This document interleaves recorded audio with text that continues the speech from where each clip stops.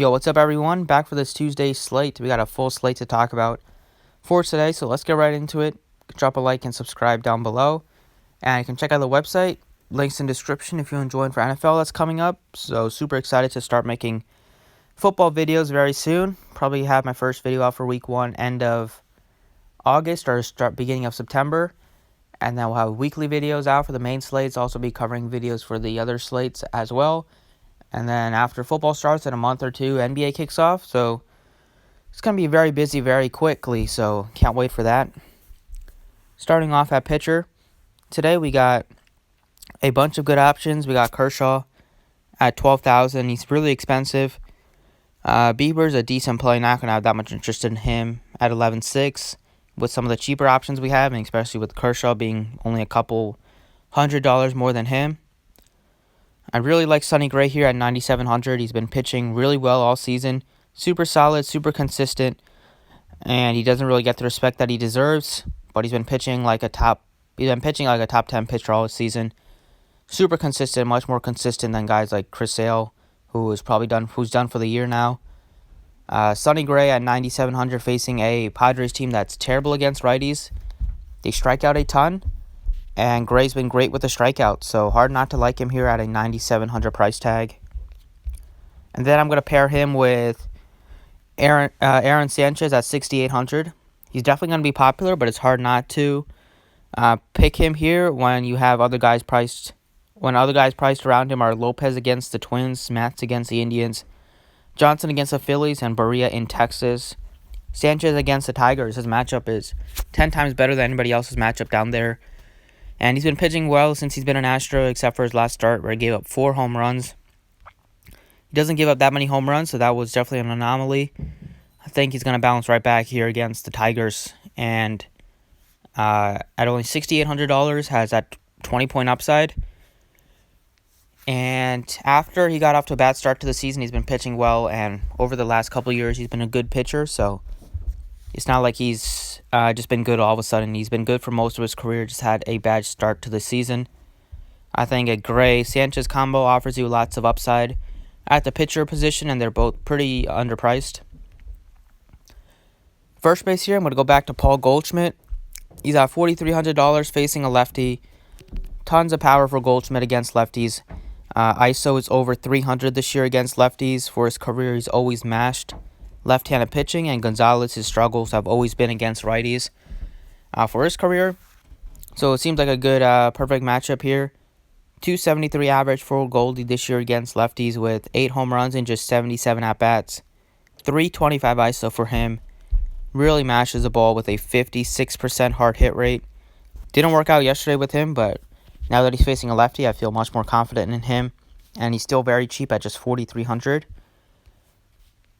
So I like Goldie a lot at first base. At second base, I'm going to go with Max Muncy here.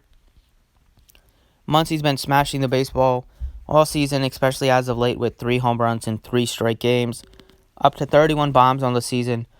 I love the Dodger stack. They are cheap, and Reed Foley has not been good at all against lefties. If you look at the advanced numbers for him, his xFIP is over 7 to lefties, and you're getting a very left-handed heavy team here. By the Dodgers. Lots of lefties with power. He gives up lots of fly balls. 50% fly ball rate for Reed Foley against lefties. And they have a .456 slugging percentage against him. Max Muncy has incredible power to both sides of the plate. At just $4,600, definitely be interested in him at second base. Next up at shortstop, I like the Cubs a lot, and I like Javier Baez. He's just $4,500. We're looking at a Wrigley win game today. And whenever you get a Wrigley win game, you got a lot higher chance for home runs. And Tyler Beede is the kind of pitcher that can give it up just because he gives up a lot of power. Both sides of the plate have over a 480 slugging percentage off of him. 481 to righties, 507 to lefties. xFIP is not great to either side. He's been a little better against righties, but still gives up lots of hard hits at 47% and gives up a decent amount of fly balls too. And on the road, he has a 6.23 ERA, and he's getting hit really hard on the road. So He was getting a little lucky. Well, not lucky, but he's getting a little bit saved by pitching at home in San Francisco for half of his starts. But now that he's going into Chicago, it's a huge park downgrade for him, and the Cubs, especially with the wind blowing out here, can definitely tee off against him. I love Baez at 45. He's not even expensive. And I like Kyle Schwarber as well. At just 4,200, been hitting the ball so well against righties for power. Doesn't hit for a high average, but for when you play guys like Schwarber, all you want is for him to go deep once. If he goes 1 for 4 with a home run, that's a success. Other guys, you might need them to go 3 for 4 with like 2 singles and a double to make value, but Schwarber with 1 swing in the bat, he can get it done. Against righties this year, 24 home runs, ton of power with a 276 ISO, and hits the ball really hard, 38% hard hit rate, with a 41% fly ball rate. So I like Kyle Schwarber a lot as well. So those are 6 guys that I like for this slate. If you're looking at teams to stack, there are quite a bit of teams that stick out. We're going to start here at the end of the slate with the Dodgers. Love the Dodgers stack today. They're not even expensive. We got Jock Peterson, only $3,800. Super easy to fit that in at dual position eligibility. I like Pollock at $4,000. Seager's only $4,000. Turner's just $44,000. Muncy's so cheap. As is Bellinger's, not even expensive at $53,000. So I love the Dodgers stack. I like the Diamondbacks here as well against Freeland. Look at the Diamondbacks. It's tough to do a full stack against them just because they have some good lefty hitters that usually you don't really love to play when they're facing lefty-on-lefty matchups. But Freeland's not good against lefties either. But my 2 favorites are probably going to be Escobar at 51 and Marte at 54. If you want a little cheaper plays, I think Walker's a fine play at 43. And Flores is on a huge heater at just 4,600. So I like the Diamondbacks. Freeland's probably going to give it up again.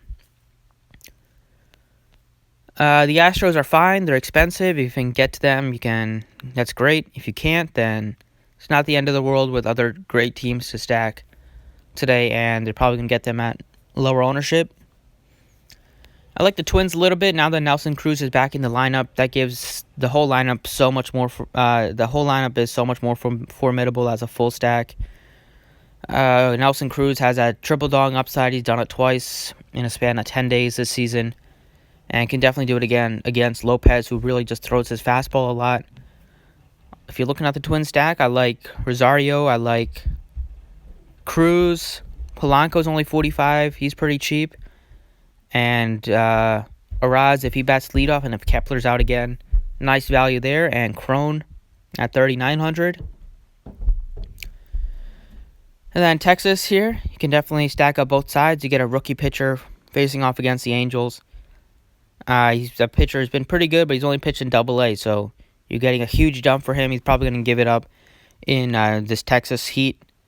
Upton's a fine play at 45. Trout, Upton, I like Fletcher at 41. And Pujols definitely has power against left-handed pitching. The Rangers are a fine stack. I like to stack them against righties. If you look here, you can look at guys like Chu at just 4,700. Calhoun, Andrews is only 43. Odor, he's not a good hitter, but he has power, and that's all you kind of need out of him. And if Santana's not in the lineup, that's going to make it a lot tougher to stack them. And then I like the Cubs, obviously probably my favorite stack of the slate. Schwarber's only 42, Castellanos just 43, Baez 45. Really nice and cheap are the Cubs, and I love playing them in Wrigley win games. And besides those teams, I'm not really interested in that much else, except maybe the Nats. They've been on fire as of late. Archer's been pitching a little better, but he still gives up power. Soto, Adams are the 2 top plays for me. You can mix in guys like third baseman Asdrubal Cabrera's cheap at 36. And Adam Eaton's been on a home run spree somehow. He's only 4,500. So that's what I kind of like for this slate. A couple teams stick out for me to do stacks or kind of get my players from. That's it for the video, so thanks for watching. I appreciate it. You can drop a like down below if you enjoyed the video, and good luck today.